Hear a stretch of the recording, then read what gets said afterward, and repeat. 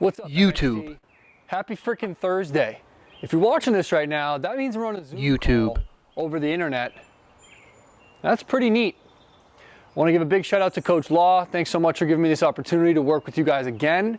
And my focus right now is going to be as a broad statement on footwork. And a lot of it's going to be what you can do in your own backyard. So I've got this set up. Literally don't even need cleats. I'm going to do a couple drills in a little bit where you don't even need a stick. Okay, so focusing on the footwork aspect of, the nuances of the movement, okay? The first part of this series, we just need a box set up. You don't even need cones, okay? I'm using gardening gloves. Don't forget to help your parents with the yard work, okay? First drill is what I'm just calling triple threat position box drill. So all that's gonna mean is I'm gonna run, okay, I'll start in one corner of the box in a straight line, then I'm gonna turn 90 degrees, straight line, straight line, straight line. So if I focus on one component at a time, okay, I'm running in a straight line and then stopping, all right, because I don't wanna round out the turn at all, all right? So triple threat position means I'm ready to pass, I'm ready for setting up a shot, and I'm also ready to dodge, okay? So triple threat position, run, stop. Okay, so that's what happens at each and every single turn. Then I cut 90 degrees, run, cut, so on and so forth. All right, now a simple progression to this to make it more realistic is to add a pump fake at the halfway point of each length. So when I'm at the halfway point, I'm gonna pump fake, and a big piece of that is my eyes. I don't want to be staring at the ground, right? That doesn't look like I'm going to throw to anyone. I got to have my head up, right? Pretending to make eye contact with someone. When you guys finally get back on the field, maybe actually making eye contact with someone. But either way, training our mind, right, to get in tune with what the body language should be like to make our moves more deceptive. So now halfway point of each length, I'm going to add a pump fake.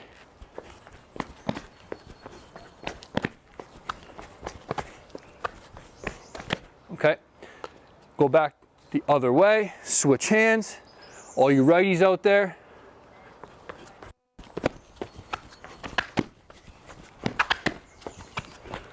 okay, hopefully you guys are hearing at the turns is where I'm making the most aggressive steps. That's where you can hear the loudest steps.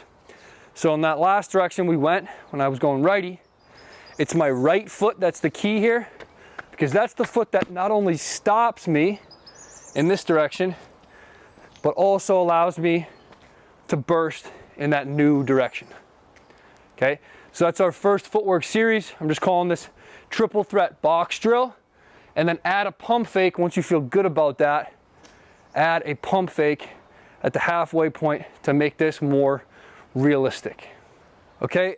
Other add-ons you can have before we move on to the next drill is if you have a bounce back, if you have a net, all right, at the end of the repetition, so let's say going all the way in a full square is one repetition, you would then throw off the bounce back and catch it, and then if you've got both, throw off the bounce back, catch it, and then shoot, okay? So the main focus of the drill is still on the footwork itself, but it's always nice to add those supplemental extras of what will be realistic stick work and shooting, stuff like that.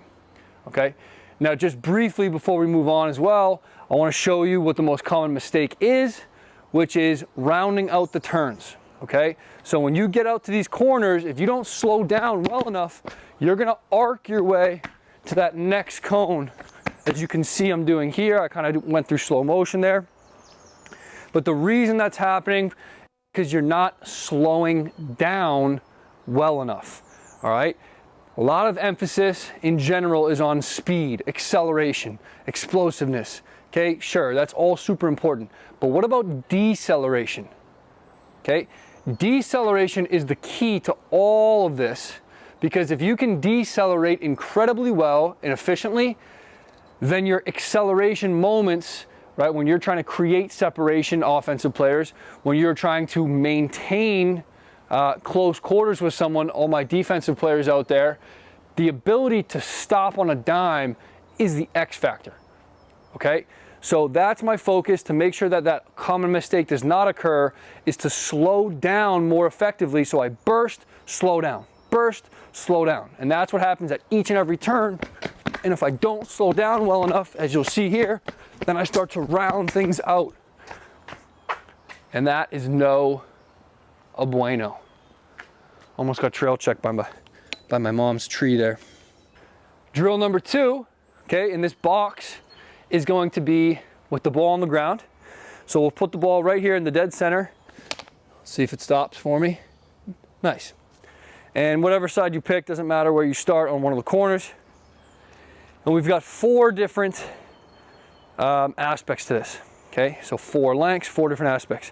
We've got a sprint, we've got a shuffle left, we've got a back pedal, we've got a shuffle right, and then we've got a ground ball. And again, if you got a bounce back, scoop into a throw and a catch. If you have a net, scoop into a shot. If you've got both, scoop into throw, catch, shoot. All right, for this, same as before, I want you to stay on the outside of all 4 cones. And similar to as before, the deceleration component is the key if we are going to be as efficient as possible.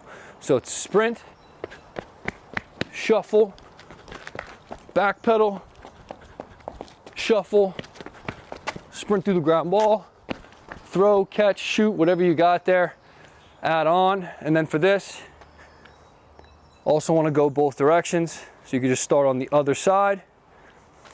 Same idea. For this, you guys, stay in your strong hand, okay? No need to get too crazy with switching hands all the time. When you don't have the ball on your stick, playing defense, or you're just playing off-ball offense, I'm a big believer that you should play to your strength. And making a play is more important than making, you know, an attempt at, you know, having the stick in your weak hand because you think it's the right thing to do. What's more important is that you actually make the play, okay? So keep your stick in your strong hand. That's what you're gonna do in a game for ground balls and things like that. So we change directions, but we don't change hands. Okay, sprint, shuffle, back pedal, shuffle, sprint. All right, and then again, throw, catch, shoot. Add those supplemental extras if you have the means. But I've got about a 5-yard box here in my mom's backyard, and this works pretty great, okay? So hopefully these box drills are helpful. This is something that you should be doing sets of 5 to 8 in each direction, right? Especially for you guys that are getting bored out there, right? You could be doing this every couple days as a way to keep your footwork in check and make sure that you're not losing any steps. So when you step back onto that field, you guys are ready to roll. Okay, 3rd and final drill here. I apologize for my body and head being cut off for a bunch of those first 2, but what are you gonna do? The audio was good. So last thing we're gonna focus on here is what we would call in the transverse plane. So for speed work, you can break it down into 3 different planes of motion. You've got your linear speed, your sprinting and your backpedaling, okay, linear, forward, backward. You've got your lateral speed, okay, shuffling left, shuffling right. And then you've got these transverse planes of motions, which are basically, you know, when you have to rotate and move on a diagonal plane, that's our transverse. So the crossover run, okay, which is basically halfway in between a shuffle and a run, is huge to get good at moving in a transverse plane. The crossover run, all right, I'll just start from here so you guys can see this well. If I'm gonna crossover run on that direction, okay, I'm keeping my shoulders facing one way, but I'm trying to turn my hips to run this way. So this is huge for my defenders out there. By the way, everyone plays defense, okay, because you wanna be able to match someone with your stick and keep hands on, yet keep up with their foot speed if they're running, okay? So that's our crossover run, which is crucial. So I'm gonna sprint, crossover run, sprint, crossover run, done. All right, so no shuffle to start. Sprint, crossover run, sprint, crossover run, and then if you want, you finish with that ground ball into whatever you have available. Okay, sprint up, crossover, sprint, crossover, stop. All right, so that would be another variation of a way to use the crossover run on this diagonal plane. built into this set, we already go both directions, all right? And then at the end of the set, scooping through a ground ball, finishing with a pass and a catch, finishing with a shot, finishing with some other form of something that you're working on individually that's specific to your game. But all of you, regardless of position, goalies, face-off guys, you name it, need to be able to move linear, lateral, and transverse. So these box drills are crucial for all of you guys to focus on the details of that. Okay, and my main point of, my main emphasis rather, for you guys to really get good at this is to do something similar to what I'm doing right now, which is taking your phone, trying to get some height on your phone. So maybe put it on a second floor window of your house, looking down onto your yard, and watch yourself move throughout these drills. You'd be amazed at how different it looks than how you think you look. Right? So every time I do a drill like this, I almost always say, oh, I should have done it a little different there. Oh, I see, I was a little inefficient there. Right? When you're in the moment, you're doing drills like this, you're trying to go hard, you're trying to do it well, of course, but you know, there's that aspect of being the one that's doing it that takes you out of that third party perspective, which is more analytical. And so when you film it and then you could go back and look at it, it has incredible, incredible benefits for you as the athlete to analyze your own game, right? You all know, especially working with Coach Law, the value in watching film, right? It always happens a little different than you remember. And that same exact concept is true in the practice environment, okay? So hopefully these drills are something you can take and use, but more importantly, something you can analyze yourself to become more efficient and effective at.